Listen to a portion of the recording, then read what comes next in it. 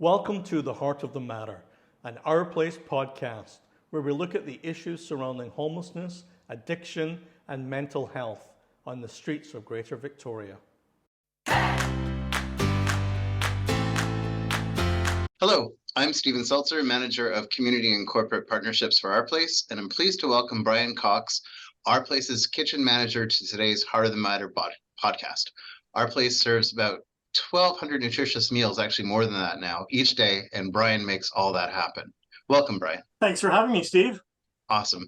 Before we start, I should mention that we respectfully acknowledge the Kwanghan-speaking people of the Songhees and Esquimalt nations for their gracious hospitality while we provide programs and services within their ancestral lands. Brian, you've been the custodian of our kitchen for over 30 years. Tell me a couple differences between what managing meals for those struggling with poverty and homelessness looked like back then compared to now. The biggest short answer, which I'm not really good at, but volume would be the biggest difference. 30 years ago, we fed, say 200 meals a day.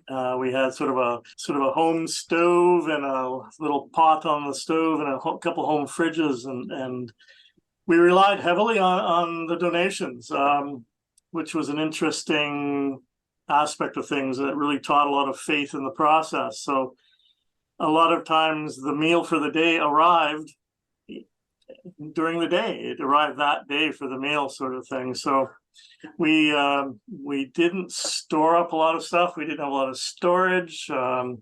We basically just had to fly it off the seat. As we got things, we had to be creative. And now doing 1,400 meals a day at say 4 or 5 different sites, it's a lot more organization. It's still a little bit of the philosophy that we've always had about the donated food. One thing we've always learned over the years is that we're somehow we are looked after in that great karma of kitchen lore. It seems that the more food we produce and serve, the more we receive. So hoarding it, storing up for a different time doesn't work for us. So, but basically now, and the difference is, again, 30 years ago, there was 2 cooks, myself and one other person, and we did everything for that time period. Now I've got a team of 19, 20 people. And it's just a lot more communication, organization, scheduling, things like that. That's the biggest difference. One thing I've noticed is the contact you have with food providers. I know before COVID, even, we were able to accept more food donations and do more, mix and match.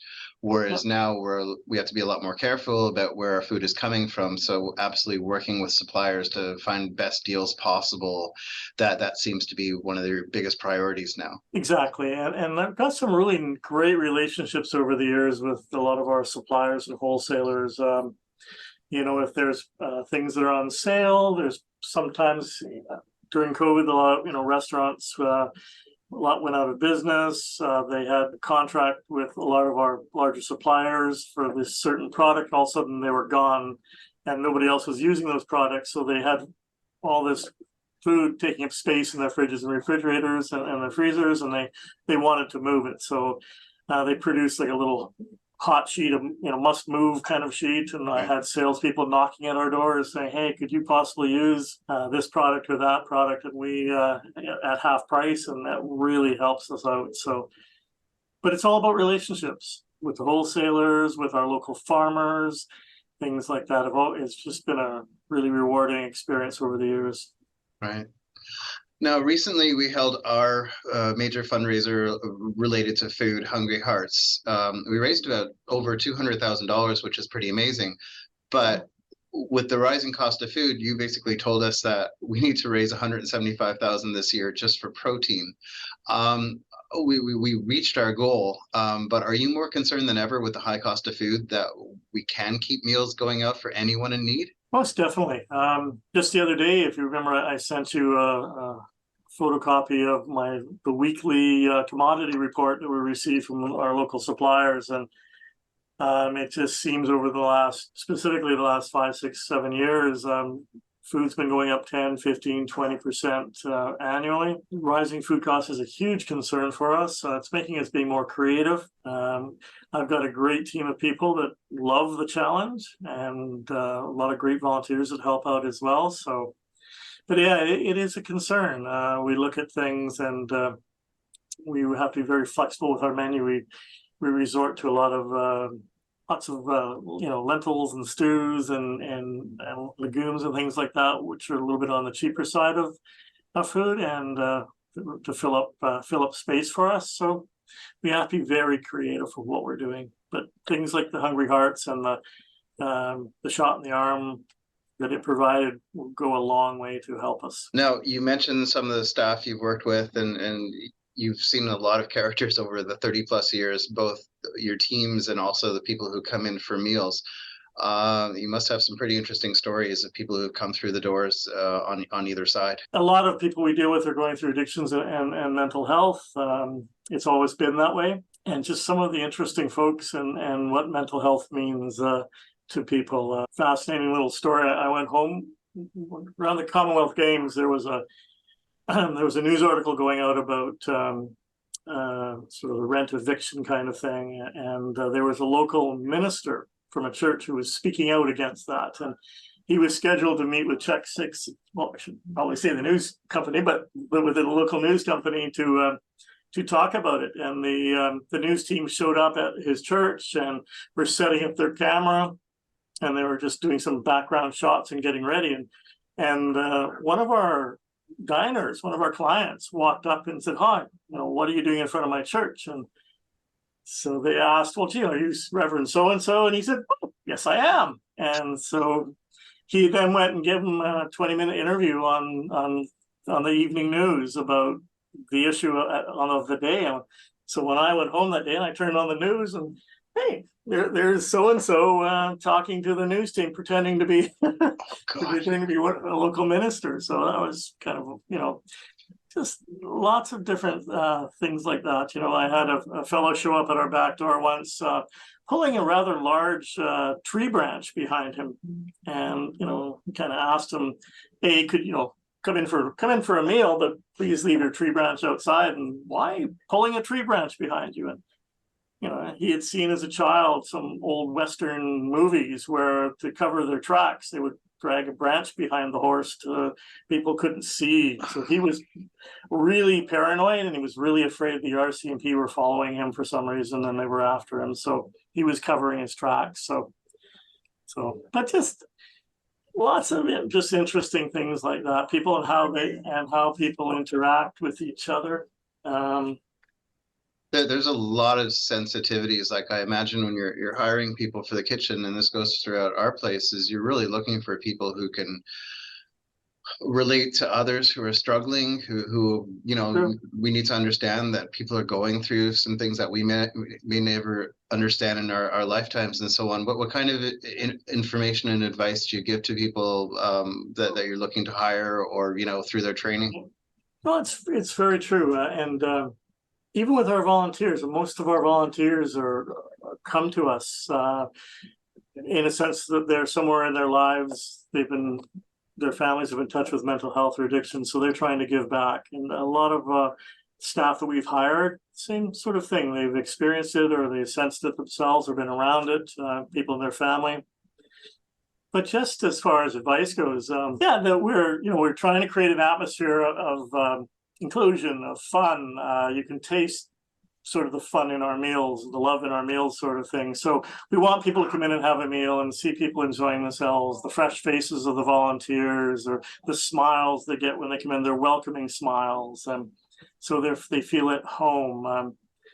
So a lot of the cooks and dishwashers and staff that I hire, they've come from a background of more intense working environments. And for us, it's more, you got to relax, have some fun with what you're doing. And, when you're working with volunteers, it's not the same intensity, the fast pace that, a restaurant would be. We're more interested in creating great atmosphere, comfort food, nice, nutritious comfort food, but not with the intensity of a restaurant or hotel kind of idea. So just relax, use your comfort food. I'd rather, you spend more time chatting, talking, creating environment, and producing a really nutritious, tasty meal as well. But the biggest thing is just to relax and have some fun. People can sense that mood in the room, and that's what we're after. I know part of my job is to bring outside groups into our place to serve meals, to provide an atmosphere where businesses, families, community groups can come in, experience I guess the hope and belonging that we try to provide each day, but have a better understanding of the people we're serving, and get rid of a lot of false understandings of what people are like when they're going through different things. That's probably another group that helps. It can really affect the mood as well, to have different groups come in, enjoy themselves, create an atmosphere, and definitely talk to family members, talk to the people we serve, keep conversations going, and have a great atmosphere. That's probably the best times of the kitchen, when you have different people interacting. Yep, definitely. Also, another big thing I try and teach the staff to not to get caught up in their own ego. A lot of cooks are very creative, passionate people, and sometimes you need to relax and have some fun. And I always remember I think it was one of my first days that I ever worked.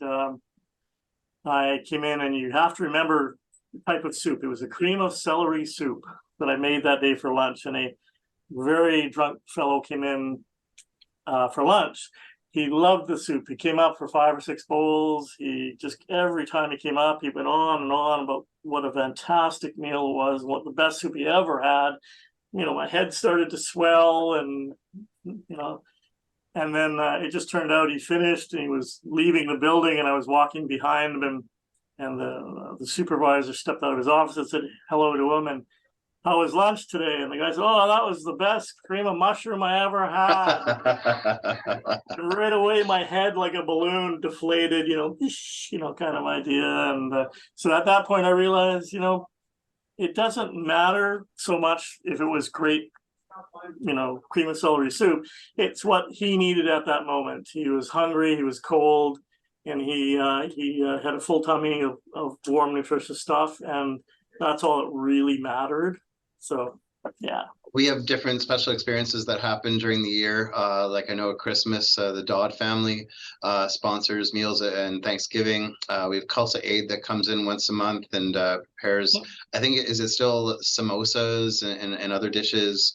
And we have other groups like that come in through the year to create a sense of both regularity and also something out of the normal to I guess I'll put a pitch out there that we'd love to have other groups, make it a regular thing to come in and provide some, a sense of joy and a sense of humanity here at our place. So we're definitely looking for other groups who want to be involved in serving meals. And lots of times the meals are, I guess, an introduction to our place. If people can come in for a breakfast, then maybe we can talk to them about, getting ID, about getting a bit of a checkup, about if they need clothing, maybe some help with employment, addiction services, and so on. Basically, so many people start with what you serve them at our place. Definitely, food is everyone needs it. So we try to encourage people in our dining room. It's a nice, welcoming place. There's not, you don't have to do anything, or you can just come in and be yourself. Get yourself some good food.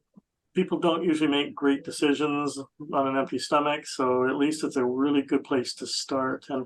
And from that, there's workers around that if they want to connect with, as you said, different health things, whether it be ID or the foot care clinic, or sometimes we have dental clinics, and the nurses that come in and spend some time downstairs. So there's lots of good things for people. But it does start. It does start. You always think too, when you go to your friend's house on the weekend for a party, where do people congregate? It's in the kitchen, in the dining room. Right. That's the best place to start any good conversation. So, yeah, we're proud of that. We like being part of that. We like the fact that people come in, and sometimes you can see people They come in, it's been a cold night, and they come in for breakfast, and there's a happy group of business people serving them a nice warm breakfast, and you can see the people sort of unfolding a little bit, warming up. There's smile, there's laughter, and sometimes they get in, they participate by the time they leave, and it's just really neat to see that connection with people. So, and we've had all sorts of different groups. You mentioned things. The different groups that come in. We also have, I remember we have a walking club that comes in, and golfers with grace and things like that. I think that's the wrong name, but just groups of people that come in, and just the energy they bring is very positive and really helps us out. Wonderful. Brian, you have a very powerful legacy of making a positive impact in our community through your meals, leadership and compassion. Are you able to look back fondly and see the good you've accomplished with our place? I hope you are. Definitely.